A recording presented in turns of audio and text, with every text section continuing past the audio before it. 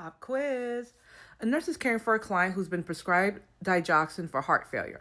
The nurse should hold the medication, notify the healthcare provider if the client's blood pressure is 130 over 80, heart rate 55 beats per minute, respirations 18, or potassium 4.2.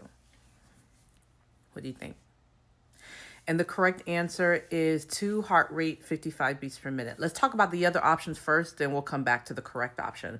So the first one, blood pressure 130 over 80, that's not outside the normal range anyway. Why would we notify the healthcare provider? Same thing for respiration, supposed to be 12 to 22. It's right within the normal parameter. Potassium supposed to be 3.5 to 5, again, within the normal parameter. Now let's get to the correct answer choice. Heart rate of 55 beats per minute. Not only is the heart rate too low because the heart rate's supposed to be 60 to 100, so this patient's experiencing bradycardia.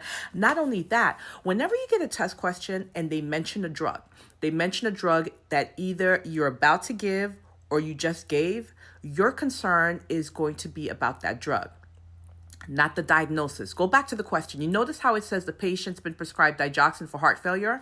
Your answer is going to revolve around the digoxin, not the heart failure. So many students make this type of mistake. When you're taking NCLEX, they give you a medication and they give you a diagnosis, and the answer you choose has to do with the diagnosis. No, the answer that you choose needs to be towards the medication, what's going to cause a physical change in that patient's body.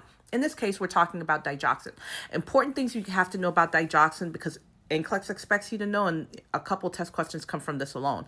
You need to know that digoxin is a cardiac glycoside. You need to know that's one of the first line treatments for heart failure. It's a wonderful drug for heart failure. It increases the contractility of the heart. However, an adverse effect is that it slows down the heart rate. So a huge nursing intervention in regards to this medication is assessing the patient. Specifically, you want to check the apical pulse for 1 full minute. Remember, I told you the normal is 60 to 100. So if it's less than 60, you're not going to give that drug. You're going to withhold the drug and place a call to the healthcare provider and let them know why.